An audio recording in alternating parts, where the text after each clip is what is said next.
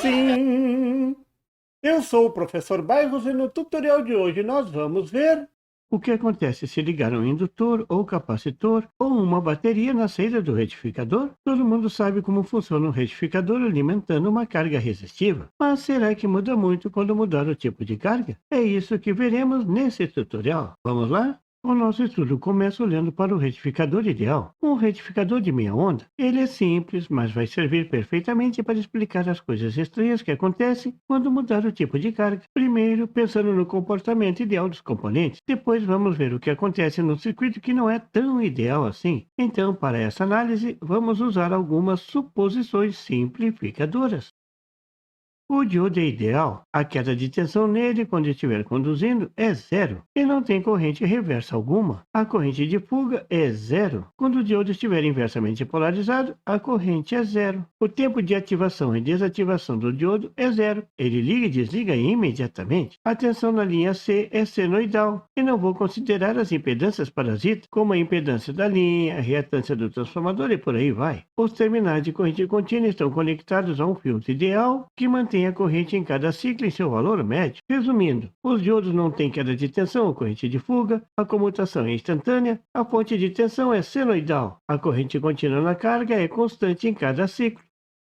A análise de um circuito retificador é bem conhecida dos técnicos eletrônicos, mas fatores sutis e inesperados podem frequentemente complicar tudo. Por exemplo, a forma de onda da corrente na carga pode manter o diodo ligado, e aí poderemos ter uma tensão AC depois do retificador. Então vamos tentar mostrar por que isso acontece, mas de uma forma bem prática. Primeiro vamos olhar esse circuito retificador da figura com carga resistiva, um circuito que todo mundo está careca de ver, e depois vamos ver o que acontece quando colocamos uma carga diferente, tipo uma carga indutiva, capacitiva e por aí vai. Vou mostrar isso tudo usando o retificador de meia onda. Claro que o retificador de meia onda não é um circuito muito prático para altas potências, no entanto ele é prático do ponto de vista didático, deixando tudo mais simples. Se a carga é puramente resistiva, a tensão sobre a carga terá a forma bem conhecida mostrada na figura, e o valor médio pode ser encontrado em qualquer livro. É o valor da tensão de pico sobre π. A corrente média também não tem segredo, é a tensão de pico sobre a carga. Nesse caso, o diodo liga no semiciclo positivo e desliga no semiciclo negativo. Agora vamos ver o que acontece se a gente colocar uma carga puramente indutiva no circuito. Observe na figura que as formas de ondas mudam consideravelmente. Durante o semiciclo positivo, a corrente aumenta de zero até o valor de pico. O valor da corrente de pico é mostrado na figura. Durante esse meio ciclo, a energia é transferida da fonte AC para o indutor. O valor dessa energia é dado na figura. Essa energia, que é dada em watts por segundo, é armazenada no campo magnético do indutor. Mas agora veja o que acontece no semiciclo negativo. Todo mundo espera que o diodo desligue, inverteu a polaridade da tensão, mas o que desliga o diodo é a corrente chegar a zero. E note que durante o semiciclo negativo, a corrente demora um tempo para descer do pico até o zero. E durante todo esse tempo, o diodo continua conduzindo. E o semiciclo negativo aparece sobre a carga. E isso é uma coisa que ninguém esperava. Isso acontece porque a energia armazenada no indutor demora um tempo para ser descarregada. E se o indutor for ideal, isso é, sem perdas, o diodo continuará conduzindo durante todo o semiciclo negativo. E no final do ciclo, a tensão AC da entrada aparece inteirinha na carga e a transferência de energia total é zero. Embora a tensão na saída fique negativa, a corrente nunca fica negativa. Esse é um comportamento que surpreende muitos técnicos eletrônicos. Veja que aqui acontece algo muito interessante. A tensão na carga é a mesma tensão AC da entrada. Não houve retificação. Então a tensão média tem um valor igual a zero. Metade do ciclo é positiva, metade negativa. Mas a corrente não. A corrente sempre fica circulando pelo diodo. E aqui o valor médio é dado pela equação da figura. Note que é bem diferente do valor médio calculado só com resistências no circuito. Esse valor indica que nem sempre é fácil calcular a corrente média em circuitos que têm tenham indutores ou capacitores. E, em geral, a corrente média não é simplesmente a tensão média dividida pela impedância, como no caso da resistência. Como todo circuito real tem sempre uma indutância ou capacitância distribuída, a corrente vai ser sempre diferente da ideal. Essa ninguém tinha contado para você ainda, não é mesmo? Mas não criemos cânico, como dizia o Chaves. Todo indutor real tem perdas. Então, sempre teremos uma resistência em série com o indutor. Assim, durante o semiciclo positivo, a corrente de pico será menor do que a teoria. Isso porque parte da energia se perde na resistência. A resistência vai continuar influindo no semiciclo negativo. Como o indutor vai ter menos energia para descarregar, a corrente vai chegar a zero antes do fim do ciclo. E você já sabe o que vai acontecer com o diodo, não é mesmo? O diodo desliga antes do fim do ciclo. Agora não teremos mais uma tensão AC perfeita na carga, mas será recortada. Agora vamos ver como o fluxo de energia ocorre nesse circuito. Durante o tempo em que a tensão e a corrente são ambas da mesma polaridade, o fluxo de energia é da linha AC para a carga. E o circuito funciona como um retificador que estamos acostumados a ver. Mas, durante o tempo em que a corrente e a tensão não são da mesma polaridade, o fluxo de energia inverte. Agora é o indutor que retorna a energia armazenada antes para a linha C, e o circuito funciona como um inversor síncrono. Você já tinha pensado nesse circuito dessa forma? Eu acho isso fantástico.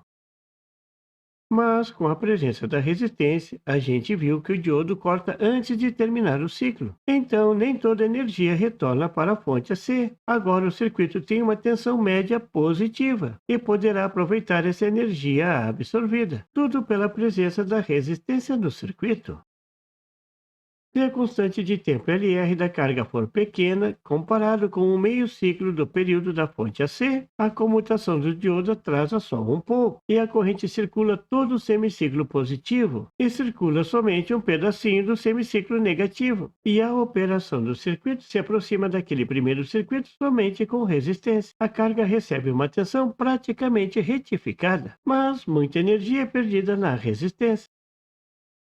Com o aumento da constante de tempo LR, aparece uma parte maior da tensão negativa na carga e a corrente negativa vai circular por mais tempo e vai apresentar uma forma de onda variável, similar a uma senoide com distorção, mas com uma componente contínua. Se o valor do indutor fosse aumentado, mais corrente contínua seria entregue na carga. Mas como a corrente de pico não pode exceder a corrente de pico vista antes, essa da figura, a indutância não pode ser aumentada indefinidamente para manter a corrente na carga constante. Note que interessante, esse mesmo raciocínio é aplicado nas fontes chaveadas, por isso não adianta aumentar demais o indutor para manter a corrente na carga constante. Isso porque todo circuito tem perdas. Se a intenção do retificador é transferir a máxima potência para a carga, o fluxo de energia que volta para a fonte AC é indesejável, mas esse problema pode ser evitado colocando um diodo inversamente polarizado em paralelo com o indutor. Os americanos chamam de diodo de roda livre. Eu conheço por supressor de ruído. Com a presença do diodo, quando a tensão AC é invertida, a energia armazenada no indutor se descarrega rapidamente pelo diodo e a resistência. A energia do indutor é descarregada na resistência, ao invés de ser devolvida para a fonte AC, e o circuito se aproxima mais do circuito retificador ideal. Agora você tem mais uma explicação do uso desse diodo. Mas o que acontece se a carga for capacitiva, como o capacitor de filtro da figura, um capacitor colocado em paralelo com a carga? Esse capacitor e essa resistência formam um circuito RC. O efeito do capacitor nesse circuito todo mundo sabe. O capacitor tende a suavizar a ondulação da tensão retificada na saída. Mas o que acontece com a corrente no diodo? A corrente no diodo vai circular aos picos, e ao contrário da carga indutiva que tende a manter o diodo conduzindo depois que a senoide passa por zero, a presença do capacitor faz com que a comutação ocorra antes do cruzamento por zero. Isso é tão incrível como o comportamento do indutor. Esses picos decorrentes que ocorrem para carregar os capacitores são os maiores responsáveis pela geração de interferência eletromagnética na linha C e também por alterar o fator de potência do circuito, o que causa muita perda de energia nesse tipo de retificador. Por isso, hoje em dia, são montados circuitos eletrônicos para controlar e diminuir esses picos decorrentes. São os chamados circuitos de correção do fator de potência. E se o retificador estiver sendo usado para carregar uma bateria, como na figura, mas também poderia ser um motor de corrente contínua, a bateria seria a tensão gerada pela força contra-eletromotriz gerada pelo motor ao girar. Note que nenhuma corrente flui no circuito até a tensão AC exceder a tensão da bateria. É a força eletromotriz de retorno, e essa corrente também será fornecida aos picos, mas aqui não haverá transferência de energia da carga para a fonte AC.